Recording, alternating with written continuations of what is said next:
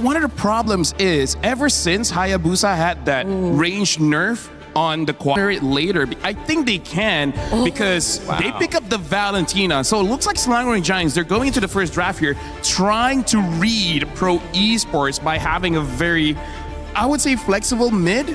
And now, looks like Pro Esports, they got the lane as well as the Bellary. Very scary opener here.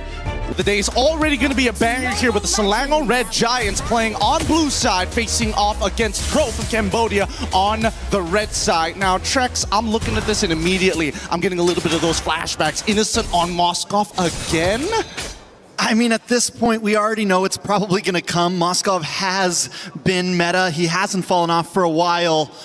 And Innocent, this is a dream pick for him. It's comfortable. It's comfy all around the map. But for me, my eyes are on the Harara being let through. This is a pick that has been banned out consistently. And here's the thing. The question is whether or not they're going to have Sky Piercer because the first invade is all looking way too good as they're looking for first blood. A lot of damage on to PP there. Sakai's now running away, getting taken out by Kohli. A nice trade.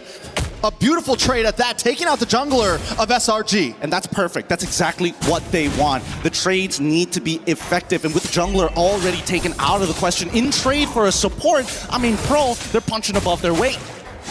They're getting great trades so far. And I think, Trex, at this point, we got to talk about strong side, weak side, because they initially played for early game strong side onto Cram to deal with Felix, and it's only going to be until level 4. After that, it's the other sides of the map.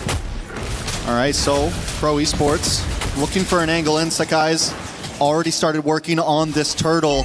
Saw making the way as well, does have level 4, can put out some decent damage, watch for the stun, but SRG's not going to try to rush this either as Kohli goes for the orange buff, a little bit of damage onto Yumes. Sakai's making his way in, Saria and Felix gonna back off. No big angle from Pro just yet. Kohli has to finish this orange buff as quick as possible. He's gonna look for the angle in. No Finch Boys just yet, gets a nice little bit of damage onto Sakai's. Tempest Blaze does, comes down, gets the knockup, plus the turtle, and a lot of damage onto Sakai's. He's taken out. Pro Esports looking for the next target. Stormy runs away in shambles. Sorry, I'm Felix with a kill under his belt. Make it a purple buff as well. The conversion is going to be good. Pro played that perfectly, knowing the Wrath of the Dryads was seen to be playing on the back foot for at least the next 4 minutes. Yeah, I'm almost surprised Sakai's went into that knowing the Tempest Blaze was going to come, but a little bit of damage down here on the boss side. Kuzin gonna try to get away, gets hit by the Terrify, and a beautiful SOD from Innocent to get to the backside, taking out Kuzin. Pro Esports forced to back off. A nice little bit of something, and back to Innocent. Hasn't been involved in any of these fights. Having a decent experience could be the saving grace unless he's taken out by Kohli here. A couple more shots. Tempest of Blades does come down and a kill into Coili's pocket. Able to make sure he secures that Berserker's Fury. Yeah, that's so unfortunate. Yume's already used all of his charges for the Fist Crack. The Fist Break, unfortunately, did not connect at the right time. But like LaFell, you know, gotta make sure their hair is connected, and more importantly, if they can find something back. Nice damage. Stormy able to output, but just not enough. Pepe takes him out. Saw gets the kill. Pro Esports have an answer for everything right now. They kind of have the answer for everything. And I think the worst part about it is the update. The patch has made this Bellaric a little better. Innocent now taking at least 1 gold crab here to make sure that he stays ahead. But this 1.3k lead that we see from Pro, I don't think it's leaving anytime soon. Let's quickly have a look at the level difference here. Sakai's currently at level 7. Thank you for moving away, Lord Spawn, to level 8. So he's a level down on this.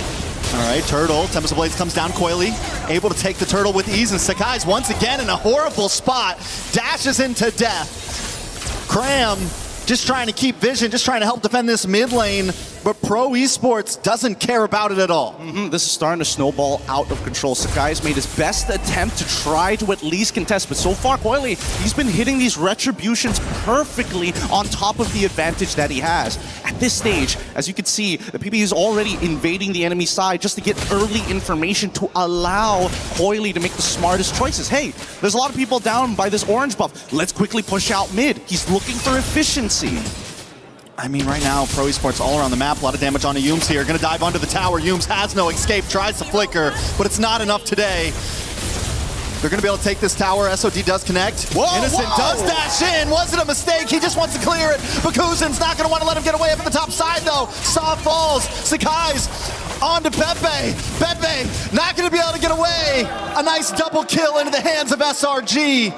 able to try to find something in the chaos. Holy cow, that was dangerous. So dangerous. The SO item so far. More importantly, now that Sariam Felix has his second, this Lord is going to be really difficult. If he engages in there while having those Queen's Wings, there's a pretty good chance that SRG might opt to flicker past him and go straight for that back line. I almost feel like SRG, the way they're going to win these fights is positioning, right? I don't think they want to just go head first. Look at the damage on a Stormy. A little bit of play in the mid side, but just kind of baiting out skills at this point. Sakai's does get his retribution in as Coily starts working on the Lord. Sakai's wants to look for an angle. He just goes straight in once again. Sariam Felix able to push him back. Trying to find the backside now. Tempest of Blades does come down, but Sakai steals the Lord beautifully, but Yums might just pay the price, but a beautiful response, pushing Pro back. Yums now on the run. Sakai comes in to make sure Sariam Felix can't get to him. Nobody goes down except for Stormy, and that's a decent trade for SRG. Look at the boss side now as well. Innocent, he's playing the exact same role that Coily is trying to do to threaten them in those side lanes, but luck. Some ground there, even if they don't follow in with this Lord. Ooh, wait a second. Coily into the backside onto Yums, putting out a lot of damage. Does have Tempest of Blades, decides not to use it, isn't going to chase it down. Cram now onto Kuzin as Innocent makes his way to the mid side as well. Sakai's getting brought down low, going to try to run through, takes a tower shot to the face, but will be able to dash through, but the chase is on. Felix is going to catch him, but the iframes are still there. Does he get the juke? The sidestep, and Sakai's will not fall. Oh my god! What a Hold on, SRG! Innocent does it again! Cross map the Hail Mary! Make him miss an SOD or something. This entire game, that SOD has been at a 100% efficiency, whether it's stealing away a camp, whether it's closing the distance, but most importantly, it's keeping Pro on their toes. They can't let their foot off the gas just yet, not against a team of this caliber.